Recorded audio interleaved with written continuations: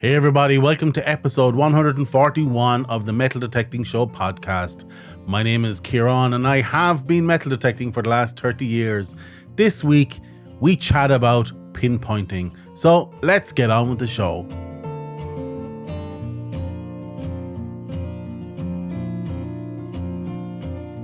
Hey everybody, like I said, this week we're chatting about pinpointing.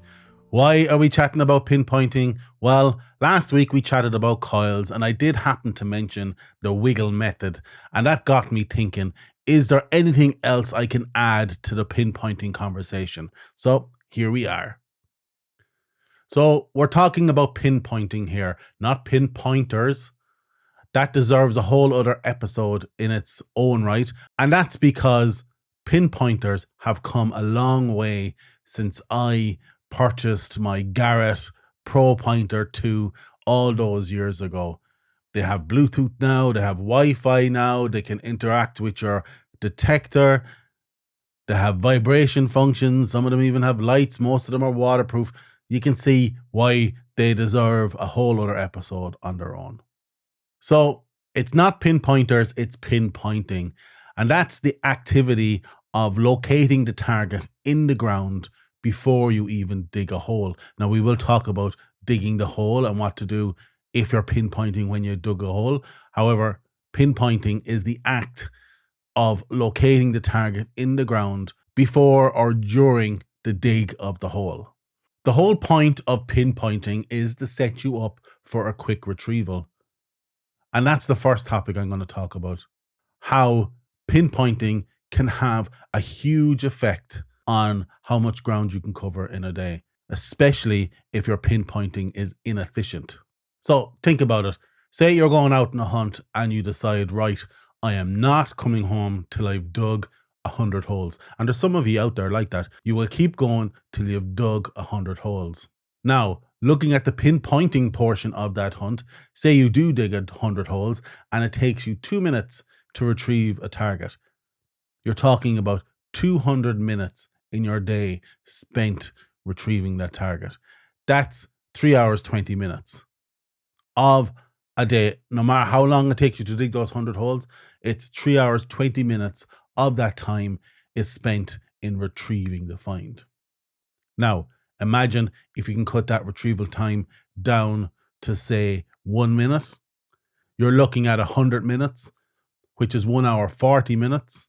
So if you look at the difference between 100 holes at 2 minutes and 100 holes at 1 minute, obviously it's half. So you're saving 1 hour, 40 minutes in your day's hunting time by being more efficient in your retrieval process or your pinpointing activity. Think how much ground you could cover in 1 hour, 40 minutes. Obviously, I'm not talking about the time taken in between targets to find those targets. Now, let's just flip it on its head a little bit and say, right, you only have 4 hours to go hunting, because that's the situation a lot of us find ourselves in. You know, we're between our honeydew jobs, or we're between collecting the kids from school and all this sort of stuff. So we may only get 4 hours to hunt. We may only get 2 hours to hunt some days. I know some days I only get 2 hours to hunt, but you may be lucky enough and have 4 hours to hunt. How would that improvement impact those 4 hours? So in this scenario, let's say you had a good day and in 4 hours you've dug 50 holes. Now that might be low, it might even be high. You know, it depends on where you're hunting and you know what type of field or beach you're on. You get the idea. But just say, for argument's sake, that you hit 50 holes. Your retrieval process takes 2 minutes. That's obviously 100 minutes or an hour and 40 minutes. But in your 4 hour day, that hour and 40 minutes actually equals 42% of your day. Nearly half your day you're spending in target retrieval. That's quite a lot of your time just digging up those targets. Now, let's say again you can get that down to 1 minute. That reduces your retrieval time from 1 hour 40 to 50 minutes. Which is really only 21% of your day. So 21% of your day or your 4 hours is spent in target retrieval. That may be acceptable too. You may even be able to fine tune it and get it down to 45 seconds or 30 seconds if you're lucky enough. But the whole point is that you need to be conscious and you need to be aware of how it's affecting your overall performance in a day. How often have you seen other metal detectors out hunting and they are swinging like maniacs, going from target to target, running, nearly running the fields, trying to get from target to target in an effort to cover more ground. But yet, when they find a target, they spend an age digging up that target, trying to find it because they're in a rush. They're not taking their time to be conscientious of their process and to understand how rushing around is having a negative impact to their hunting. Never mind the fact that they're rushing and their swing is going to be all over the place and not overlapping, but that's a story for a different episode. But let's stick to the pinpointing piece of it. So you see them, they find a target, they wave over it, they try to pinpoint with their coil, then they switch to pinpointing mode, they wave over it again, and then they isolate the target even more in the ground. Then they get their shovel out and dig a huge hole around the target and flip over that clod. Then they wave the coil around trying to decide which side it's on. Is it in the hole or in the plug? Then they take out their pinpointer and try and find it. And then there's this whole palaver, this whole dance over and over again. Totally inefficient, totally messy. And we're going to talk about how you can improve on that process. If you take anything away from this episode, it's the following quote from Stephen R. Covey. And it's used by the Navy SEALs, and it is, fast is slow, slow is fast. And what this means for you as a detectorist is, by going slow and being deliberate, so your swing is overlapping, when you get to that pinpoint situation, you're taking your time, you're really understanding where that target is under the coil, you're taking your time, and you're being deliberate in your actions. You know, it might feel like you're going slower, but overall, the savings in your efficiency is going to accumulate over time to result in you covering more ground ultimately. So let's get into some techniques that you can use when pinpointing to help you gain efficiency in your retrieval process. The first point is slow down. Like I said, fast is slow, slow is fast. Slow down, be deliberate in your retrieval activities. This does two things. One, it allows your brain to process where the find is or the target is in the ground as you swing slowly from left to right. But also, it creates muscle memory in your body that as you get used to it, you can slowly increase the speed of that later on down the road. So, so the first rule of thumb is slow down. Take your time.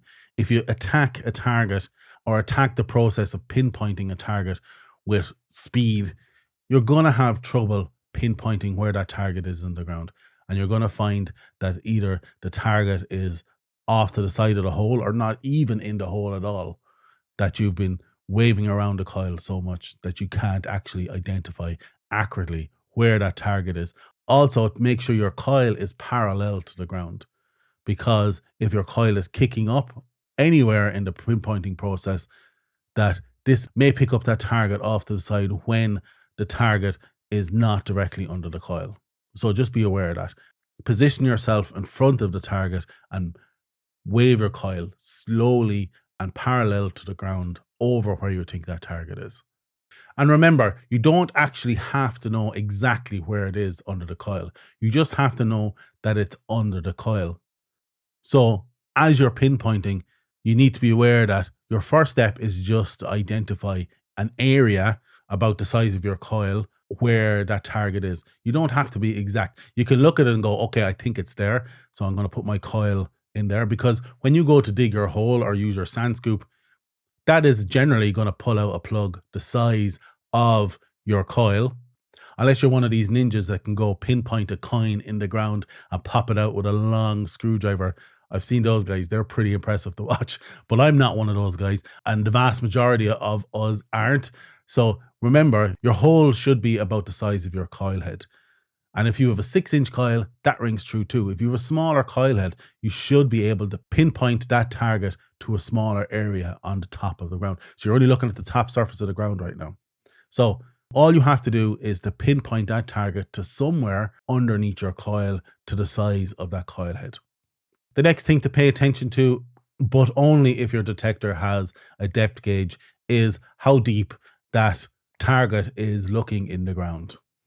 Remember, the goal here is to be quick. So if you can understand the depth that that target is at, you don't need to be digging 3-4 inches under that target to make sure you get it out, because that's just all extra work that you have to put in back to filling your hole. So if you look at your depth detector, I know most of them come in 2-inch increments, and you see that it's 6 inches. Aim to dig a hole 8 inches to get underneath it. You know, that can account for some sensitivity adjustments.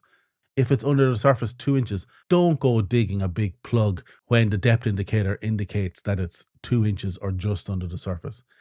Because when you flip that plug over, it's going to be at the top of the plug, which now will be at the bottom of the plug. And when you wave your detector over, it may indicate now that it's 8 or 10 inches deep, because you dug a 10-inch or even a 12-inch plug and flipped it out on top. That's happened to me a few times. So just be aware, look at your depth gauge and dig a hole according to the depth gauge.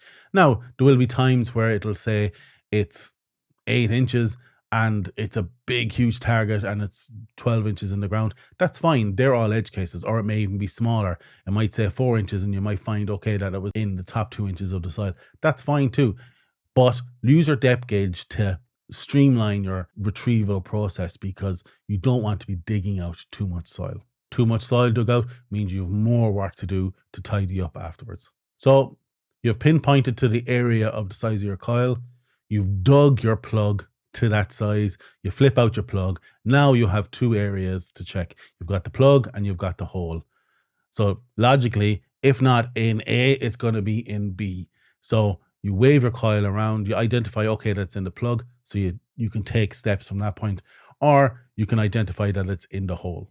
Your goal is to get it into the plug or into the first sand scoop. You don't want to be going back for a second dig.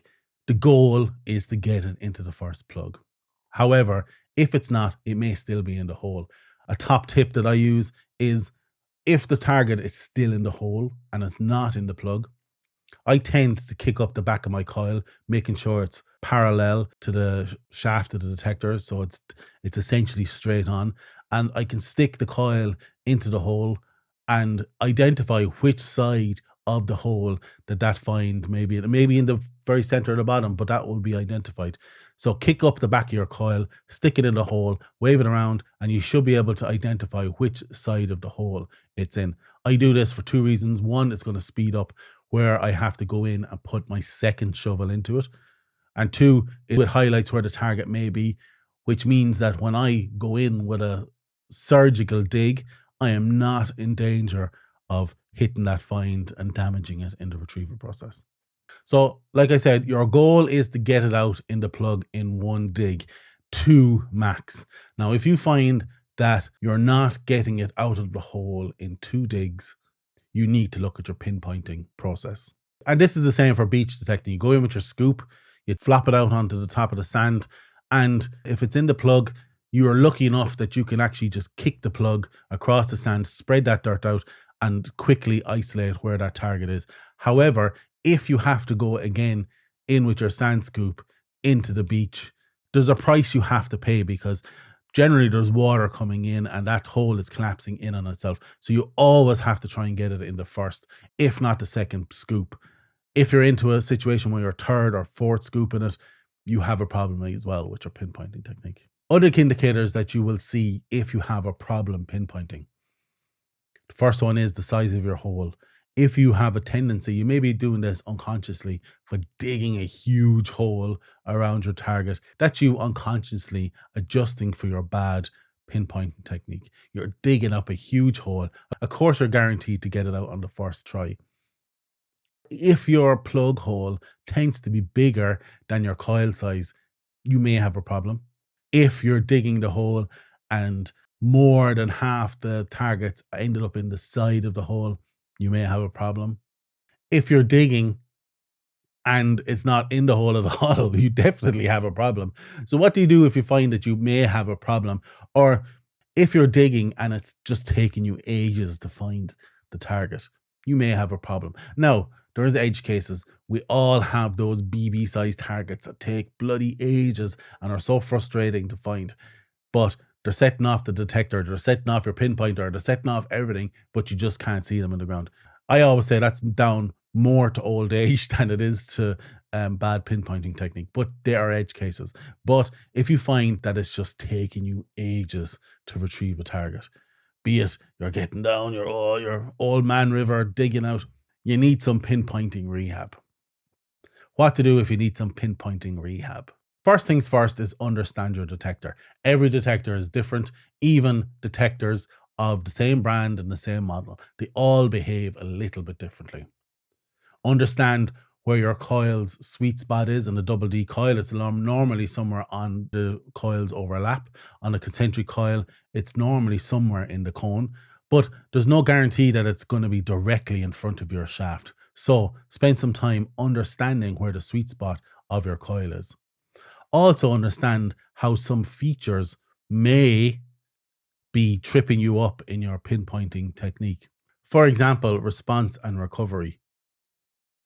If you have your response or recovery too high, that can adjust the tone to shorten that tone length, making it very difficult for you to pinpoint when you wave your coil over that target in the ground. So just be cognizant of how those features can affect how you pinpoint that target. That's the first step in your pinpointer rehab, is to learn your detector and understand your coil's sweet spots and any features that may be affecting your pinpointing technique. The next step is, again, fast is slow, slow is fast, slow down.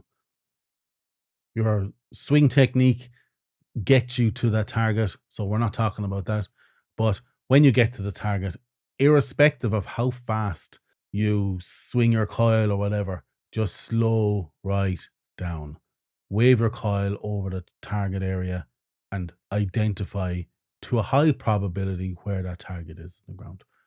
Fast is slow, slow is fast. Remember that. Once you can understand your detector, understand the sweet spot, slow down to understand where those targets are being pinpointed in the ground, the speed will come and you will pass your pinpointing rehab. And once you've got those techniques down, you can start looking at the overall process and start removing some unnecessary steps, such as using pinpoint mode on your actual metal detector.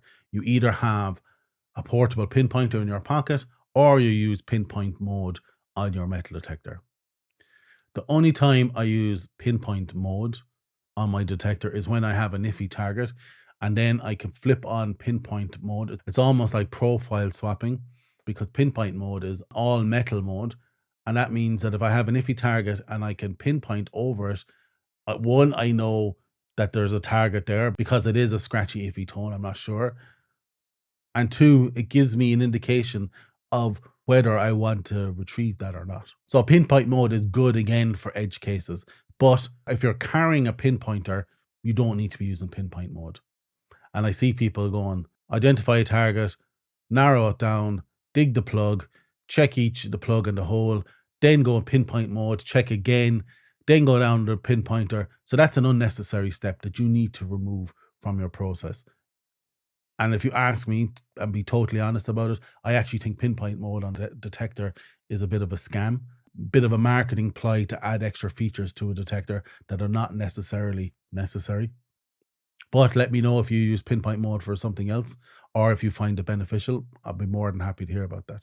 So remember, the goal here is to speed up your retrieval process, and anything you can remove from it will result in more ground covered at the end of the day. More ground covered means more targets means more good finds.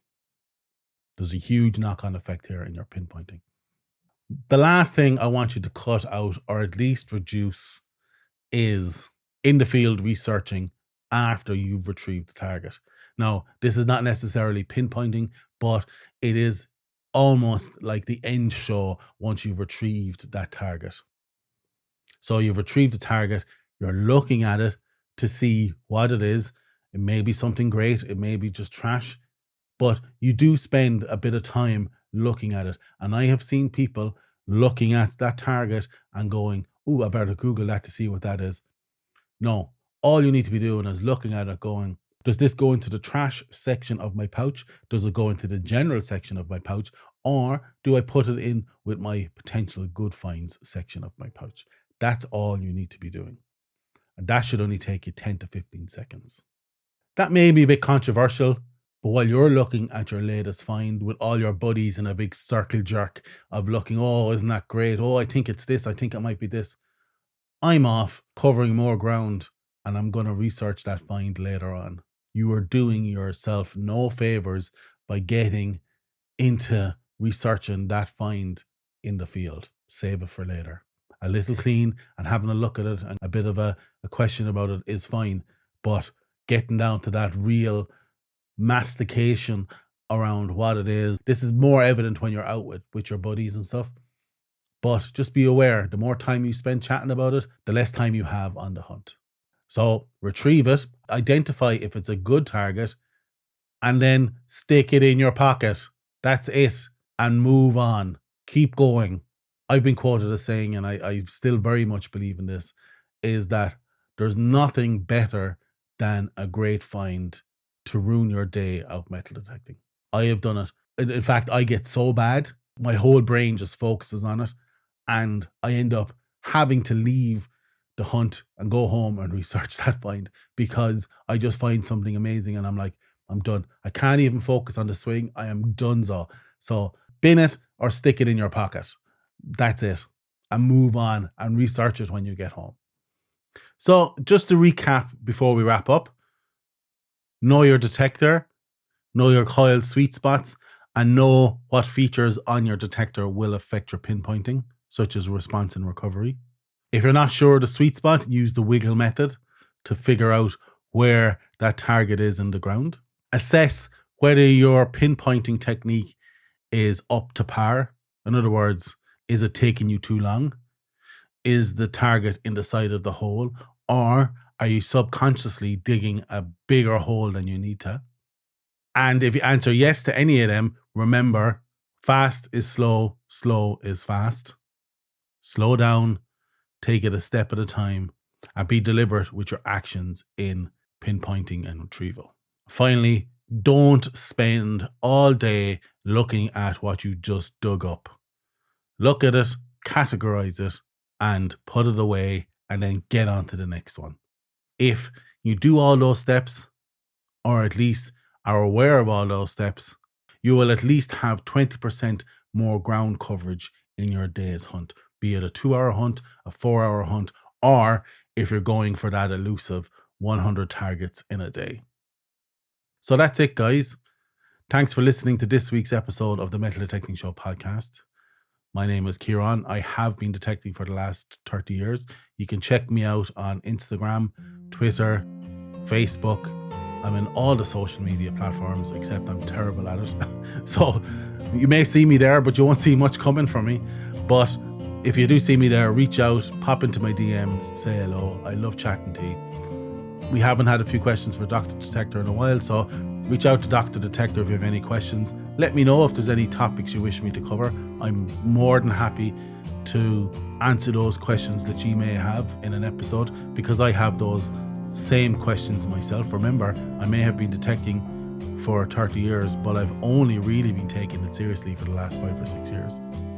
And if there's any topic you wish me to cover from an advanced point of view, let me know. I'm more than happy to put the work in to research those topics, to break them down into a simpler format for all of us to digest. And in that way, then we all get better at becoming better detectors. That's it, guys. Get out there, good luck, and happy hunting.